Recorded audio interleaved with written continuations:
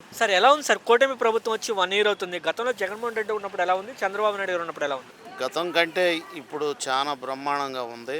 కూటమి ప్రభుత్వం చేస్తున్నటువంటి అభివృద్ధి పనులు చాలా చాలా బాగున్నాయి. కనుక ఇదే కంటిన్యూషన్ అవుతే బాగుంటుంది అనేటువంటి మా అభిప్రాయం. అంటే ఏ విధంగా సార్? అభివృద్ధి జరుగుతుంది ఎక్కడైనా.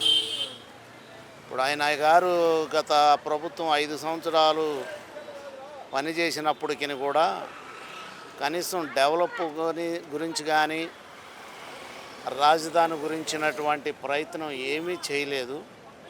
మరి వచ్చే సంవత్సరం అయిందో లేదో రాజధాని యొక్క పనులు ప్రారంభం చేశారు. అభివృద్ధి మీద పెద్దలు చంద్రబాబు నాయుడు గారు, సీఎం గారు, ముఖ్యమంత్రి గారు దృష్టి పెట్టి రాబోయే సంవత్సరాలన్నింటిలో కూడా మంచి అభివృద్ధి చేస్తారని నమ్ముతున్నాం. అంటే మీరు చూస్తున్నారు కదా సార్, అక్కడ అమరావతి అనేది ఒక తాత్కాలికంగా చేసినటువంటి ఏదో పనులు ఇప్పుడు కాకుండా ఇంకా భూమి కావాలని చెప్పి అడగడం ఎలా చూస్తారు? భూమి అవసరమైతే తీసుకుంటారు, కావాలి కదా. కనుక ఇప్పుడు బ్రహ్మాండంగానే ఉంది. అంటే వర్షం వస్తే మునిగిపోతుంది అమరావతి అంటున్నారు. చెప్పేవాళ్ళు చాలామంది రకరకాలైన చెబుతారు.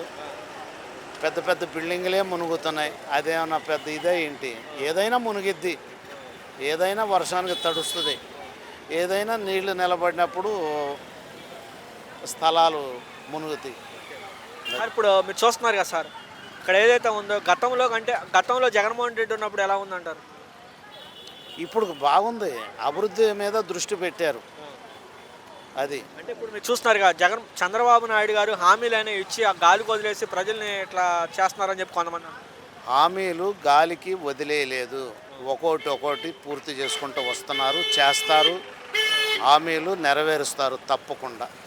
అది ఓకే, మీరు చూస్తున్నారు కదా సార్, కొన్ని దాడులు ఏదైతే ఉన్నాయో ఇప్పుడు గుడుల మీద కానీ ఇప్పుడు ఏదైతే ఉందో కొన్ని ముస్లిమ్స్ క్రిస్టియన్స్ మీద దాడులు అని అంటున్నారు, వీటి మీద ఎలా చూస్తారు?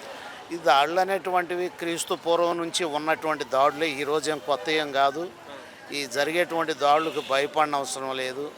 క్రైస్తవుల మీద దాడులు చేసినంత మాత్రం క్రైస్తవ్యము ఆగిపోదు. వాళ్ళు అణిచే కొలది ఇది ఇంకా విస్తరిస్తుంది, కానీ క్రైస్తవ్యాన్ని ఎవ్వరూ ఆపలేరు, ఎవరి వల్ల కాదు. ఈ కూటమి ప్రభుత్వంలో వారికి అంటే క్రిస్టియన్స్ కానీ ముస్లిమ్స్ కానీ మైనార్టీలకి సంక్షేమం ఇప్పుడు ఏదైతే ఉందో భద్రత లేదని చెప్పి కొంతమంది ఆరోపణ. వాస్తవంగా కూటమి ప్రభుత్వం ఏం చెప్పదు, చేయమని చెప్పదు, చేసినా ఊరుకోదు. ఎందుకంటే క్రైస్తవులకి, మైనార్టీలకి అందరికీ ఈ కూటమి ప్రభుత్వం సపోర్టుగా ఉంటుంది. కనుక దానివల్ల ఏం ప్రమాదం ఏమి లేదు, బాగుంది.